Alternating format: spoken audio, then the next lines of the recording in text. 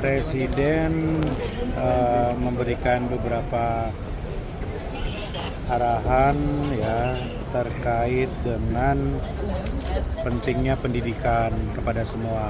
Beliau akan membangun sekolah rakyat, sekolah unggulan gitu, kemudian memperbaiki fasilitas pendidikan sampai pelosok-pelosok, sarana prasarana untuk belajar begitu.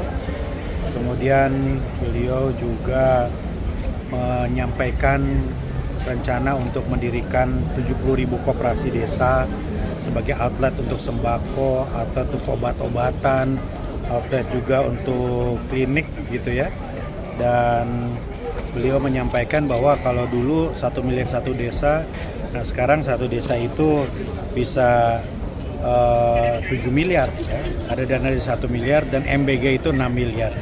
Jadi betapa besar anggaran untuk desa sekarang gitu.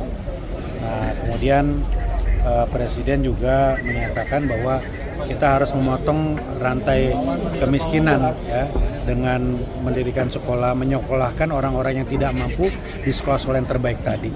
Jadi ini hal-hal yang ditekankan oleh beliau, kesehatan, pendidikan, jangan ragu terhadap program-program prioritas yang berjalan. Kritikan wajar, kritikan membuat kita menjadi semakin cermat dan waspada, tetapi kita semua sudah on the track lah kira-kira Bapak Presiden. Dan secara keseluruhan Presiden mengapresiasi kabinet ini yang sangat bisa bekerja sama. Beliau juga menyampaikan komitmennya untuk memberantas korupsi, mendorong agar koruptor itu dihukum berat gitu ya, dan bahkan beliau menyatakan kegeramannya atas orang-orang oknum-oknum yang masih keterlaluan ya, udah diperingatkan tapi masih saja ada gitu ya, yang mencuri uang rakyat, istilah beliau begitu. Lebih baik ratusan triliun itu digunakan untuk makan bergizi, untuk pendidikan, kesehatan, itu kira-kira ya. Jadi panjang lebar lah beliau itu. Tadi berarti berapa jam tadi Pak Presiden ngomong? Dari jam 4 lewat sampai jam setengah 6, mungkin sekitar sejam lebih ya. Pak, tapi ada target khususnya sih Pak yang disampaikan untuk 100 hari kerja lagi ke depannya gimana? Tadi kan konteksnya 130 hari kerja, beliau menyatakan bahwa harus fokus pada program prioritas, kita semua on the track gitu, dan ya kami mendapat kesan bahwa beliau itu selalu ingin mengukur capaian-capaian itu, ya, karena beliau juga memaparkan angka-angka tadi. 130 hari ini apa saja sudah dicapai. Gitu. Tapi kami menggarisbawahi cara beliau selalu menyemangati dan memotivasi. Ini kan agak sering beliau ini kan. Tadi juga mendadak gitu.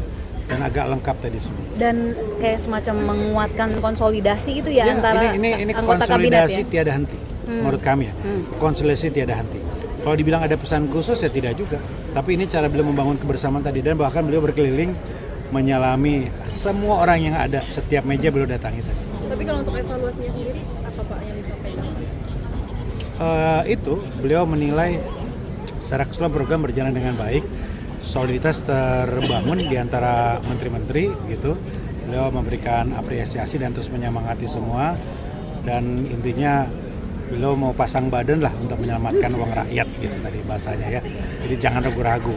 Beliau kembali lagi meminta aparat penegak hukum, Kapolri, Jaksa untuk tegas terhadap korupsi. Disajikan